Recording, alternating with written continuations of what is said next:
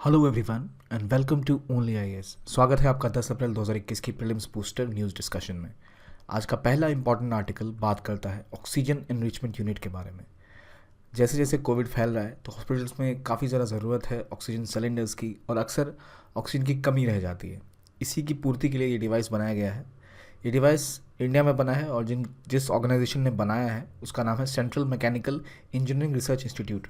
ये स्पेशल है क्योंकि अगर आप नॉर्मली ऑप्शन में से क्वेश्चंस देखेंगे जहाँ CMERI को मेंशन किया जाएगा तो आप कभी भी मैकेनिकल इंजीनियरिंग रिसर्च इंस्टीट्यूट को टिक नहीं करेंगे। तो ये याद रखिए कि ये CMERI ने बनाया है।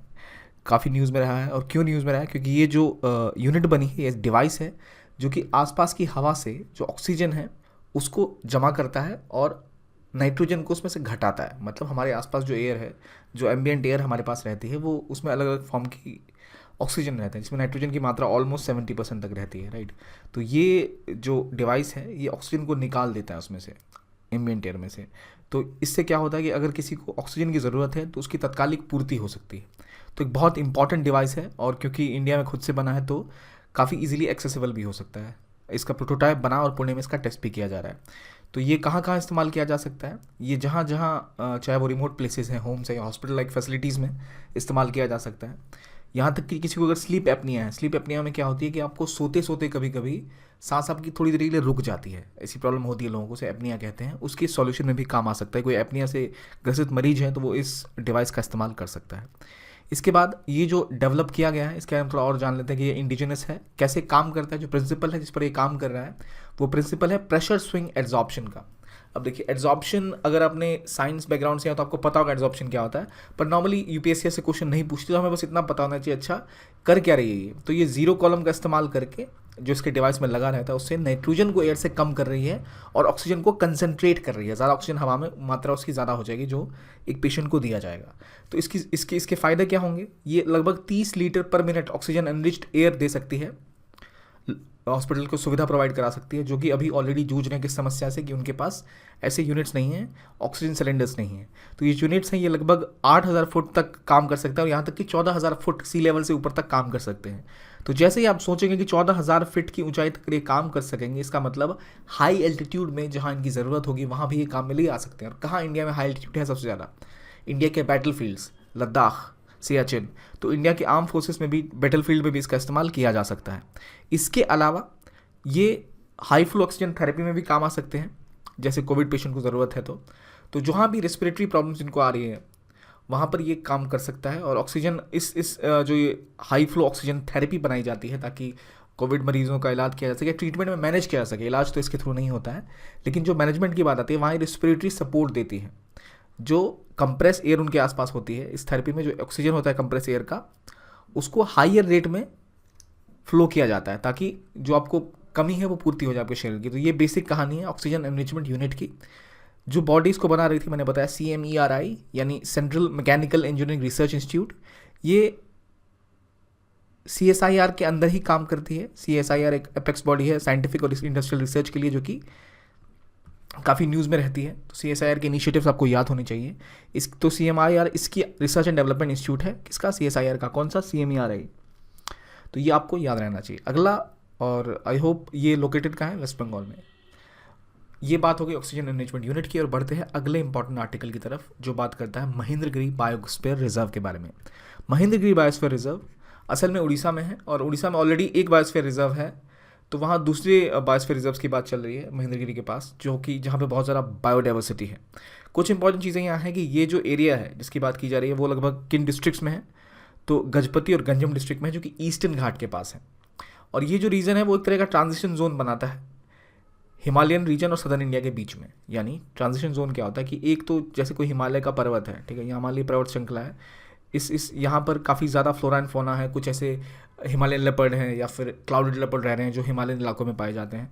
फिर एक थोड़ा सा ट्रांजिशन जोन है जहाँ पर प्लेन्स तो नहीं है या उस तरह का जीवन तो नहीं जैसा शहरी या ग्रामीण होता है हमारे इलाकों में, पर जंगल थोड़े घटे हैं, थोड़ी सी जो डाइवर्सिटी है वो कम है। उसके बाद नॉर्मल इलाके स्टार्ट होते हैं। ये जो बीच का इलाका है इसे ट्रांजिशन जोन कहा जाता है। तो अगर आप कभी बायोस्फीयर रिजर्व के बारे में पढ़ें तो वहाँ आपको बिल्कुल सेंटर में होता है कोर एरिया, जो आपको दिख रहा है कोर एरिया, जहाँ पर आपके जो जिन स्पीसीज़ को या जिन जानवरों को जिन एरियाज़ को प्रोटेक्ट करना होता है वो होते हैं। उसके बाद बफर एरियाज़ होते हैं और तब जाके ट्रांजिशन एरियाज़ होते हैं। तो क्वेश्चन अक्सर पूछे जाते हैं कहाँ पर लोग रह सकते हैं, मतलब कहाँ तक रहने की परमिशन होती है। तो कोर एरिया में कोई नहीं रह सकता, वहाँ पे अक्सर आपको रोड्स की भी परमिशन बड़ी मुश्किल से मिलती है, लेकिन ट्रांजिशन और बफर एरिया में वो बनाया जा सकता है। तो ये क्लैरिटी आपको एनवायरनमेंट में ज़रूर मिल जाएगी। तो ये बात हो गई किसकी, महेंद्रगिरी बायोस्फीयर रिजर्व की। तो महेंद्रगिरी बायोस्फीयर रिजर्व्स बनाने की बात कहाँ चल रही है, ओडिशा में, किन डिस्ट्रिक्ट में, ये हमने पढ़ा। इस एरिया की और इंपॉर्टेंस है क्योंकि यहाँ पर एक मंदिर भी है, इसको रामायण सर्किट से भी जोड़ा गया और यहाँ एक रिवर भी बहती है। तो ऑलरेडी इस एरिया में रामायण सर्किट है जो कि महेंद्रगिरी में जोड़ा जा चुका है। रामायण सर्किट क्यों जोड़ा गया है यहाँ, क्योंकि यहाँ कई सारे मंदिर हैं इससे रिलेटेड, और इसके अलावा महाभारत से भी काफ़ी संबंध रहा है इस एरिया का, जहाँ पे कई मंदिर हैं, कुंती, युधिष्ठिर वगैरह वगैरह के। और यहाँ वाटर स्ट्रीम और एक रिवर का उद्गम है, जिस रिवर का नाम है महेंद्र तनय रिवर यहाँ से बहती है, और यहीं पर महेंद्र तनय टेम्पल भी है। तो इसलिए इंपॉर्टेंट हो जाता है इलाका। और ये जो हिल कॉम्प्लेक्स है, इसमें साल फॉरेस्ट है, मिक्स फॉरेस्ट है, ग्रासलैंड्स हैं और स्क्रब्स भी पाए जाते हैं। और यहाँ पर एक इंपॉर्टेंट ट्राइब मिलती है जो कि है सौरा ट्राइब। ये वल्नरेबल ट्राइबल ग्रुप का पार्ट है। और इसके अलावा कांधा ट्राइब भी यहाँ मिलती है। तो सौरा कांधा ट्राइब कहाँ मिलती है, महेंद्रगिरी बायोस्फीयर रिजर्व में। तो इंपॉर्टेंट है, आप इसको जहाँ अपने शॉर्ट नोट्स बनाते हैं वहाँ ऐड जरूर करें, कौन सी ट्राइब्स यहाँ मिल रही है, कौन कौन से मंदिर हैं, क्योंकि काफ़ी न्यूज़ में रहने वाला है ये पॉइंट, अगर इसको बायोस्फीयर रिजर्व का परमिट मिलता है तो ऑलमोस्ट 40% जो उड़ीसा का फ्लोरा है वो यहाँ प्राप्त होता है। इसमें से कई सारे जो स्पीसीज़ हैं वो मेडिसिनल प्रॉपर्टीज़ के अराउंड 41 और 13 मेडिसिनल प्लांट्स उड़ीसा के इस रीजन में मिलते हैं, राइट। अगला पॉइंट आ गया कि इसमें एलिफेंट काफ़ी मात्रा में इंडिया के मिलते हैं, जो महेंद्रगिरी में मिलते हैं। इसके अलावा टाइगर, लेपर्ड, हैना वगैरह वगैरह आपको यहाँ मिलते हैं। 165 species of bird, 23 species of snakes, ये सब यहाँ पाए जाते हैं। पर एक और चीज़ जो इंपॉर्टेंट है, जब हम देख रहे हैं कि बायोस्फीयर रिजर्व की बात चल रही है, तो बायोस्फीयर रिजर्व असल में होते क्या है। तो बायोस्फीयर रिजर्व असल में यूएन द्वारा डेजिग्नेट किया जाता है। यूएन की एजेंसी है यूनेस्को, वो डेजिग्नेट करती है। किस लिए, क्योंकि अगर किसी जगह में विशेष प्राकृतिक या सांस्कृतिक लैंडस्केप होता है कोई, जहाँ पर कई सारी ऐसी महत्वपूर्ण चीज़ें होती हैं, उनको आप बायोस्फीयर रिजर्व डिक्लेयर कर सकते हैं।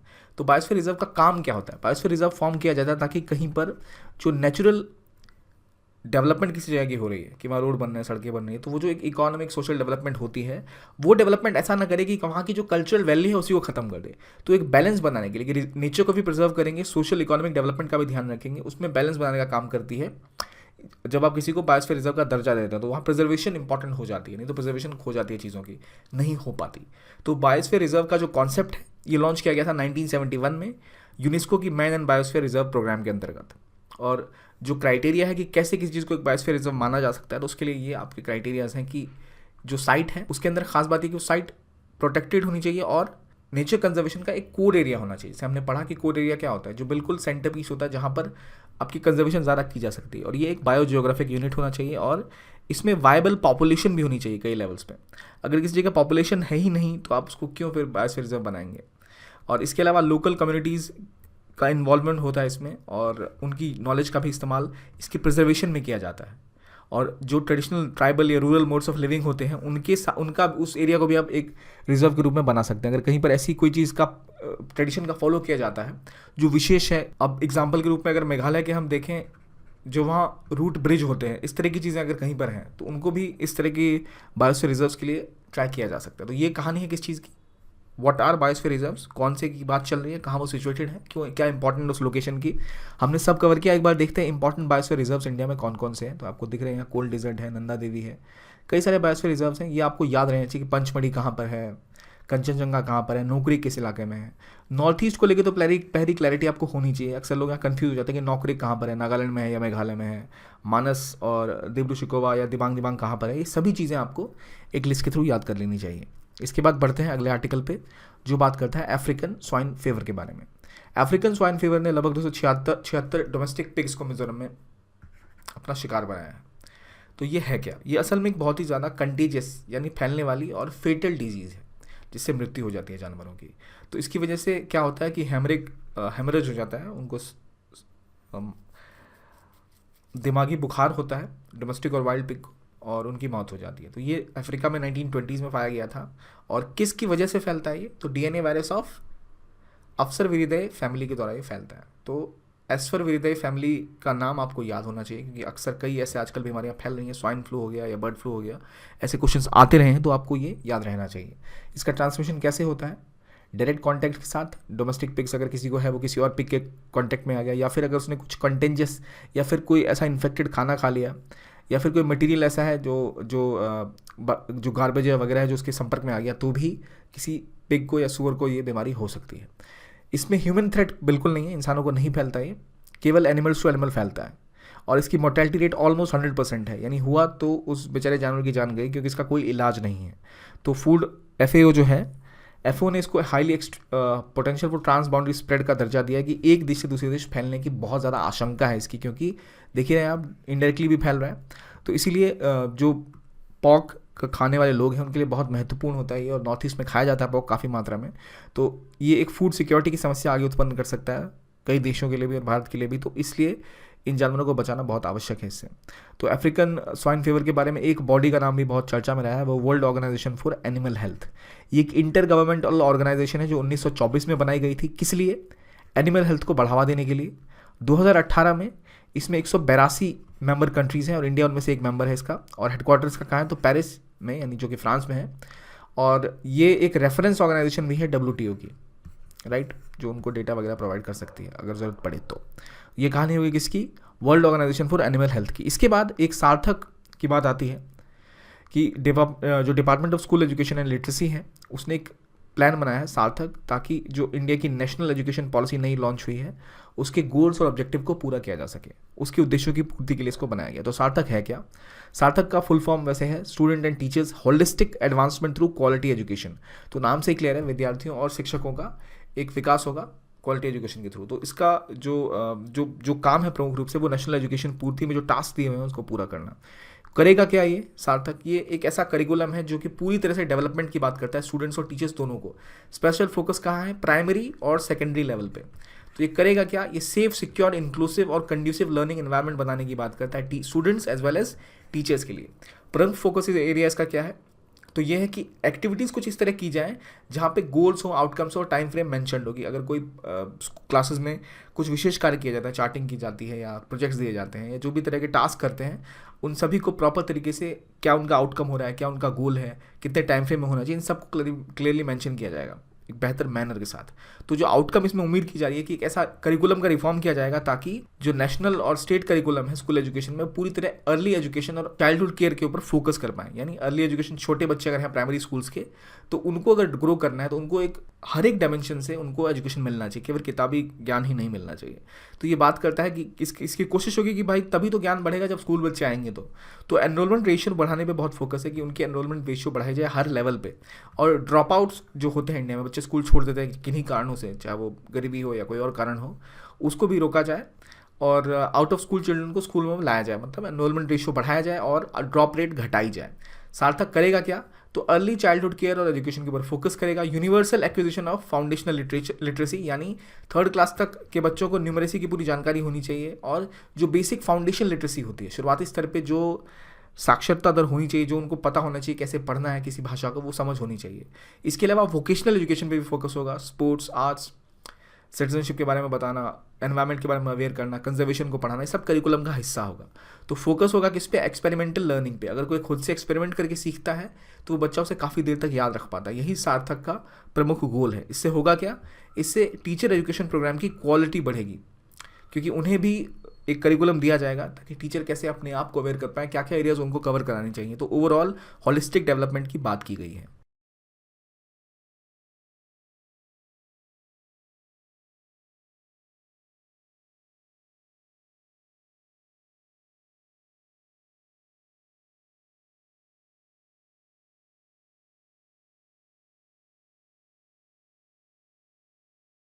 और अगला इंपॉर्टेंट आर्टिकल जो है वो बात कर रहा है pre package insolvency resolution process के बारे में। यहाँ कुछ बेसिक टेक्निकल चीज़ें हैं, तो गौर से सुनिएगा। एक, कि ये जो PRIP है, यानी कि pre package insolvency resolution process है, ये एक तरह का अल्टरनेट रिजोल्यूशन प्रोसेस है। यानी नॉर्मली क्या होता है कि आपकी कंपनी अगर डूब रही है, आपने कोई कंपनी बनाई थी, कुछ लोगों से उधार लिया था, कंपनी डूब गई, तो नॉर्मली उसको बेचने में या उसको जो जो देनदार थे जिन्होंने उधार दिया होता था उनको पैसे वापस मिलने में बड़ी प्रॉब्लम होती। तो इसके लिए एक इंसॉल्वेंसी एंड बैंकरप्सी कोड लाया गया था 2016 में।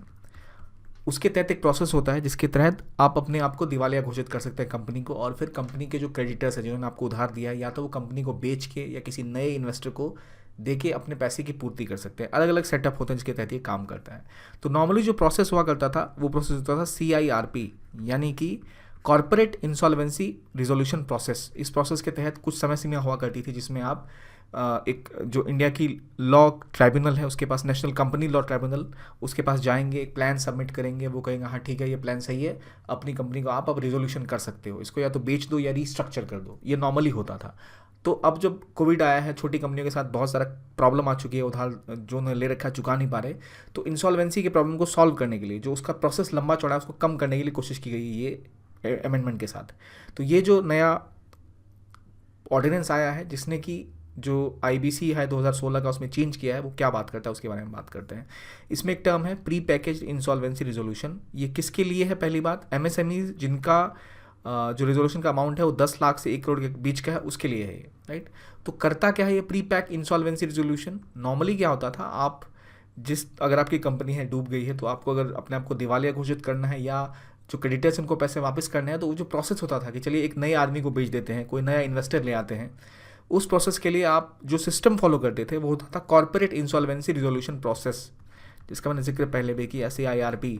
अब ये ऑर्डिनेंस एक नया ऑप्शन देगा, pre pack insolvency. Pre pack insolvency में खास बात ये होगी कि जिससे आपने उधार लिया, जो फाइनेंशियल क्रेडिटर्स हैं, वो आपके साथ अगर मान गए कि चलिए भाई एक नया इन्वेस्टर ले आते हैं, तो उसके बाद वो NCLT के पास जाएंगे और 66% क्रेडिटर्स हैं, अगर उन्होंने मान लिया कि चलो भाई ठीक है चलते हैं, तो वो लोग आप सीधा NCLT के पास जाएंगे और NCLT सीधा आपका प्री पैक जो इंसॉल्वेंसी रिजोल्यूशन है उसके कॉन्सेप्ट पे काम करेगी, वो पहले वाले कॉर्पोरेट इंसॉल्वेंसी रिजोल्यूशन प्रोसेस पे नहीं जाएगी। अब भाई क्या दिक्कत थी CIRP में, इस पे क्यों जाने में दिक्कत है वो देखते हैं। CIRP का जो प्रोसेस था उसमें साथ प्रॉब्लम ये थी, पहले जो नॉर्मली प्रोसेस था कि जितने भी अभी तक इंसॉल्वेंसी के प्रोसेस चल रहे हैं उनमें 270 दिन की लिमिट थी कि इतने दिनों के अंदर रिजॉल्व कर देना है, ताकि जो कंपनी चला रहा है उसकी भी जान छूटे, जो उधार दिया है, जिन्होंने उनको पैसे वापस चाहिए उनको भी मिल जाए, कुछ सॉल्यूशन निकल जाए। लेकिन इतना ज़्यादा काम NCLT के पास था और इतना ज़्यादा जो वर्कलोड था इतना ज़्यादा था कि जितने भी इस प्रोसेस के थ्रू जाते थे वो 270 दिन से ज़्यादा चले जाते थे। और प्री पैक रेजोल्यूशन जो होगा 120 दिन के अंदर सॉल्व करेगा चीज़ों को। जो 120 दिन के अंदर अपना प्लान सबमिट करेंगे, उसको फाइनेंशियल क्रेडिटर अप्रूव अगर करेंगे तो फिर वो जाएगा और उसको परमिट मिल जाएगी, भाई ठीक है आप इस तरह कर सकते हैं। इसमें स्टेक होल्डर्स को 90 दिन के अंदर रिजोल्यूशन प्लान लाना पड़ेगा NCLT के पास, तो जल्दी जल्दी सोल्यूशन सब कुछ का हो जाएगा। मैनेजमेंट कंट्रोल की खास बात यहाँ ये है, अभी जो अगर आपकी कंपनी है तो आप अगर मैनेज करें तो कंट्रोल आप ही के पास रहेगा जब तक कि रिजॉल्व ना हो जाए इशू पूरा का पूरा, ठीक है। लेकिन जो नॉर्मल प्रोसेस होता था CIRP के द्वारा, उसमें जो कंपनी का मालिक होता था, जो मैनेजमेंट होती थी, उसके पास अधिकार नहीं होता था। मैनेजमेंट कंट्रोल रिजोल्यूशन प्रोफेशनल्स के पास चला था, प्रोफेशनल डिसाइड करते थे कैसे इसको मैनेज किया जाए। तो ये सब काफ़ी दिक्कत भरा हो सकता है एक छोटी कंपनी के लिए, तो उसको सॉल्व करने के लिए ये ऑर्डिनेंस लाया गया। कौन सा? इंसॉल्वेंसी बैंकरप्सी कोड का ऑर्डिनेंस, जो उसमें अमेंडमेंट ला रहा है। आई होप आपको ये समझ आ गया हो। आगे बढ़ते हैं। अगला आर्टिकल बात करता है नैनो स्नीफर के बारे में। तो नैनो स्नीफर असल में जो इंडिया के एजुकेशन मिनिस्टर है रमेश पोखरियाल निशंक ने लॉन्च किया, और ये पहला वर्ल्ड का micro sensor based explosive trace detector है। यानी कहीं पर कोई एक्सप्लोसिव रखें, विस्फोटक पदार्थ, तो उसको डिटेक्ट कर लेगा, उसको सूंघ लेगा एक तरह से। नाम का मतलब ही स्नीफर मतलब हुआ जो सूंघ सके, तो नैनो स्नीफर की बात यहाँ की गई है।